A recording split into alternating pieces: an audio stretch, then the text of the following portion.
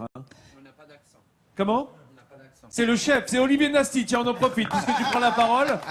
Olivier, qui était déjà venu cette semaine, il faut dire qu'il n'est pas très loin, il est dans Kaisersberg. Alors, il est venu nous rendre visite et tu nous as amené un camarade. Julien. C'est Julien Bins. Alors, voyons. Julien Bins, il vient d'Ammerschwir et lui, il vient de Kaisersberg. Autrement dit, on va faire une cuisine à 4 mains. Ça ne s'est jamais fait de la sorte avec 2 grands chefs dans l'émission. Jamais. Et vous savez pourquoi on l'a fait?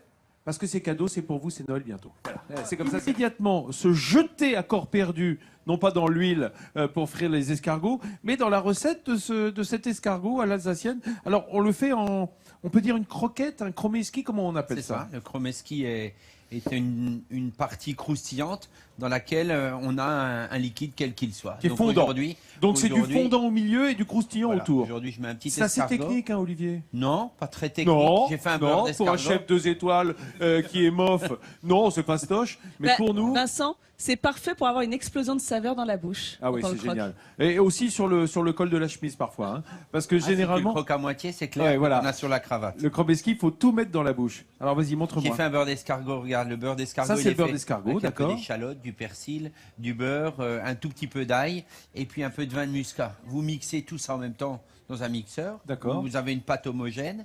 Une fois qu'elle est homogène, vous la mettez... mettez... Petite poche. Voilà. Chef, juste une question. On utilise un beurre pommade, c'est ça, pour mettre tout ça dedans? Le beurre, il faut qu'il ait quelle consistance, le beurre? Une fois que vous le mixez avec tous les appareils, avec du persil et tout ça, il devient lui-même homogène et comme une... Et la pâte, quand on dit un beurre pommade, le beurre pommade doit avoir la texture d'une pâte à dentifrice. C'est la bonne, vous comprenez ça? Moi j'imagine tout le temps, donc là c'est parfait pour moi. Alors, mais regarde, dis donc, on n'a pas tous des moules en silicone hémisphériques? Si on n'en a pas, on n'a qu'à mettre sur la table un petit nid, on met l'escargot au milieu, on remet du beurre dessus, on le met au frigo une fois qu'il est dur. On le roule un peu à la main. On le roule dans la main. Comme une truffe en chocolat. Voilà, tu vois, l'escargot il est à l'intérieur, c'est magnifique. Dis donc, en fait, tu lui as reproduit sa coquille en beurre. Voilà. Un peu. Alors, on ne met pas trop de beurre non plus, parce que c'est pas la peine qu'il y ait plus de beurre que d'escargot, naturellement. On aime bien ça quand même. Hein. Ah, on aime bien ça. Alors, les escargots, ils sont déjà cuits. C'est les escargots qu'on achète en bocaux ou en conserve. Souvent, on trouve les escargots cuits. Alors, il n'y a rien de mieux. Il n'y a rien de mieux que d'aller récolter l'escargot, le laisser jeûner. Et puis après les bouillanter, alors là, d'abord c'est du boulot, et puis c'est un tout petit peu cruel. Moi je l'ai fait pour préparer mes escargots moi-même, mais le moment où, je sais pas, il y a un côté sympathique et on lui laisse pas sa chance à l'escargot. Quand on traque à lapin, on se dit bon au moins il court vite, il a de chance d'échapper, mais l'escargot, le pauvre vieux, on sait bien que il peut pas se barrer. Il peut pas se barrer, non, ça c'est sûr. C'est une super idée d'utiliser un moule en silicone, parce que moi je pensais qu'on devait les rouler dans le creux de la main, donc ça me paraissait compliqué. Et là, comme les doubichous de Sofia.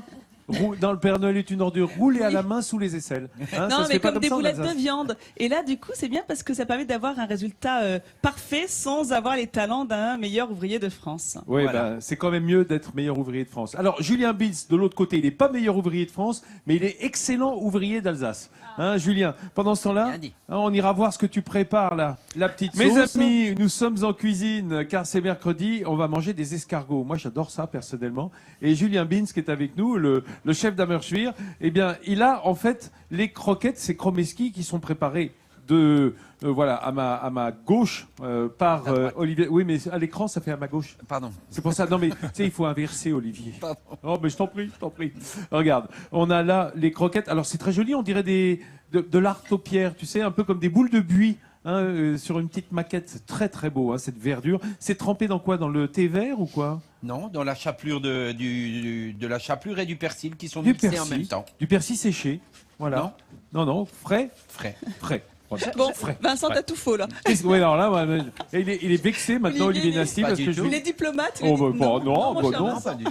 Olivier a quand même une façon de faire la cuisine très chic, hein, parce que c'est les gants. Je pensais que les gants servaient à mettre les mains dans la nourriture. Non, pas du tout, c'est la pince à épiler qui va avec. Ah si, quand même. Pas. Bien sûr. Non, mais j'ai mis des gants, je vais pas... Et un meilleur ouvrier de France. Elle est en train de rouler ses petits chromeski. Attention. Est-ce qu'on peut venir du côté de Julien, de voir ce qui se passe dans cette casserole, Julien Bins? Alors là, on est en train de faire confire du fenouil. Parce qu'en fait, je vais vous préparer un escargot avec un confit de fenouil et un bouillon beurré au jus de persil. Un bouillon beurré, ça me parle. Hein. Chef, est-ce qu'on aurait pu remplacer le fenouil par de la choucroute, vu qu'on est en Alsace? Alors, non mais chef, vous êtes là, obligé de j'imagine répondre. pas le résultat forcément comme ça de but en blanc, mais on peut tout essayer. Hein. Après, c'est une question de goût aussi. C'est très subjectif la cuisine. Hein. On va poser la question à un Alsacien quand même. Pierre, vous imaginez, Pierre? En présence de chefs comme ceux qui sont là, je n'oserais pas m'avancer. La prudence, c'est très bien. Trop peur de leur... Non, mais je sais par quoi on pourrait le remplacer, parce que quand je vois cette couleur, c'est un truc que vous allez nous expliquer, Pierre Kretz, qui est bien d'ici, c'est le surirueva. Surirueva, c'est navet salé. Le navet. Navet salé. Oui, on dit la navet naveline, quoi. C'est-à-dire, ce qu'est la choucroute au chou, le suriruva est au navet, quoi. C'est du navet en saumure. Oui. Et ça pourrait être fait comme ça. Ça garde un peu cette consistance. Ça va un peu cet aspect-là en long filament, en fait. Et on pourrait arriver à un résultat assez similaire, effectivement. D'accord. Après, l'association avec l'escargot n'est pas forcément la meilleure. Là, donc on revient au fenouil. Hein. Oui, là j'ai pas été très inspiré sur ce coup-là. Un petit morceau de lard, ça serait plus... Ah, tu préfères? Bon, écoutez les amis, en tout cas, vous qui nous regardez, vous êtes peut-être déjà dans votre cuisine pour préparer le déjeuner. Deux des plus grands chefs alsaciens avec nous. On a Olivier Nasty, que je vous demande d'applaudir, le chef de Kaisersberg. Julien Bins d'Amesvir. Voilà. 3 étoiles à eux2, on peut dire. Et là, des escargots qui sont quand même mal partis, eux. Hein. Ils iront plus bien loin parce qu'on est en train de les plonger dans l'huile. Je peux montrer comment tu fais ça parce que c'est beau. Ces petites boulettes, voilà. Mais vous les plongez très rapidement, j'ai l'impression. Hein. Oui, il faut une température à peu près de 140 degrés. Vous avez vu, hein, je les ai bien roulés dans la paume de la main. Ils sont bien roulés, tes escargots. Magnifique. Hein. Magnifique, hein. On dirait vraiment des petites... Et après, alors, tu les remets dans la poudre ? J'ai simplement mixé de la chapelure avec du persil et regardez, ça vous sert. Et du persil frais. Ouais, du persil. Mais ça s'agglomère pas, ça fait pas une pâte. Pas du tout, non. Il faut. Et il n'y a aucun colorant, hein. Ce verre-là, c'est naturel. Non, c'est incroyable, j'en reviens pas. Ouais. Mais attends, c'est parce que le persil, quand tu le mixes, il se met en pâte. On peut mettre une belle cuillère. Non, pas du tout. Si tu le mélanges avec la chapelure, hein, naturellement. Bien sûr. Tu mets de la chapelure dans un mixeur. On les connaît tous, hein, les mixeurs. On les connaît blender. tous. Bah, je suis pas sûr qu'on les connaisse tous, mais toi, oui, Si, on connaît mixeur rapide. voilà, un mixeur rapide. Il faut du 1000 watts. Tac, tu mixes ça, tu mets du persil avec. Bien naturellement, tu mets pas plus de persil que de chapelure. Tu mets à peu près un tiers de persil et le reste en chapelure. Tu mixes et tu obtiens ça. C'est quand même joli pour le présenter. On a mis du persil, on a mis donc cette présentation et regarde. Nathalie, qu'est-ce que vous dites ? En fait, la chapelure, c'est pour la présentation, c'est ça. Je pensais qu'on allait les refaire tourner, enfin, les enrober en fait de chapelure. C'est juste pour la présentation. C'est une technique, voilà, pour qu'ils ne roulent pas et qu'on n'ait pas à le percer. La chromeski, naturellement, il y a du liquide à l'intérieur. Si je mets un pic dedans, je vais tout faire couler. Alors, donc, mesdames et messieurs, ce petit chromeski, cette croquette, elle est composée d'un beurre d'escargot fourré, d'un escargot, un petit gris. Le beau vert. Voilà, c'est roulé en forme de boule, puis dans la chapelure et frit. C'est ça. Donc, la chaleur fait fondre le beurre à l'intérieur. C'est ça. La coque est faite par la chapelure. Hein, avec le persil et le blanc d'œuf. Si tu me permets, le petit secret, je te permets. Prenez le blanc d'œuf, un tout petit peu d'eau, une petite cuillère à café d'eau dans votre blanc d'œuf, et vous le mixez, enfin vous le battez à la fourchette. Et là, ça va vous rendre une coque très croustillante. Et Julien alors, qu'est-ce qu'il dit lui ? Qu'est-ce que tu as préparé là dans ta poêle que c'est drôlement Alors tentant. nous, là, on a fait poêler les escargots avec des échalotes et un peu d'ail. On les a bien fait griller. Ouais. Et on va pouvoir servir ça donc avec une petite concassée de tomates qu'on a préparée déjà et un petit donc peu de c'est fenouil escargots confit. de deux façons. On a des petits escargots à la tomate. Là, tu veux me montrer ta pâte de tomate ? Parce que je vais le faire déguster. C'est ce que vient de te présenter le chef. Ah bah voilà. On a le fenouil. Voilà.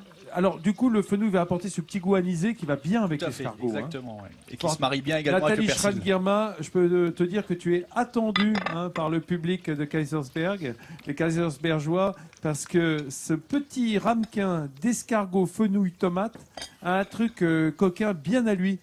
Qui fait saliver le public. Rapporte-nous-en un peu, hein, Nathalie, parce que nous aussi, on a envie de goûter les deux façons. Hein. Guillaume, il est toujours privé.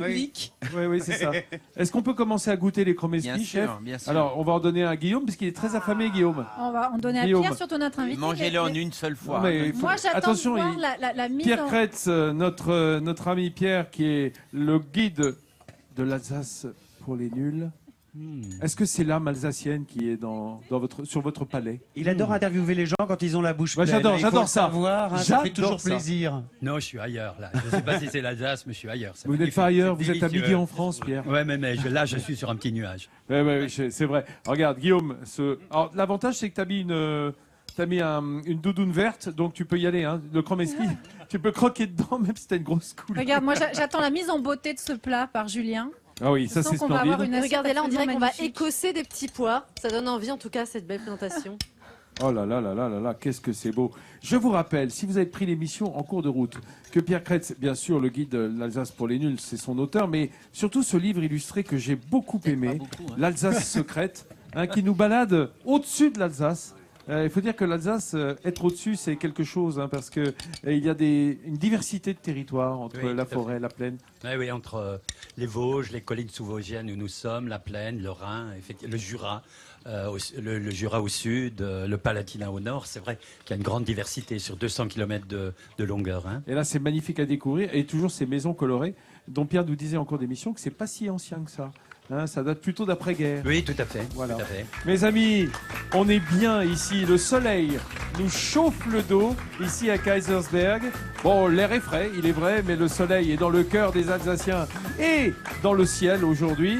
Pierre aussi, il a amené un rayon de soleil sur cette émission. Merci d'avoir été notre invité. Merci au chef Olivier Nasty, Julien Bitz. À bientôt. Merci. Ça va être, c'est mercredi, c'est Escargot. On se retrouve demain jeudi. On a une surprise pour vous. C'est une grande chanteuse venue du froid. C'est Natacha Saint-Pierre. Ne le dites pas. À demain. Je vous embrasse.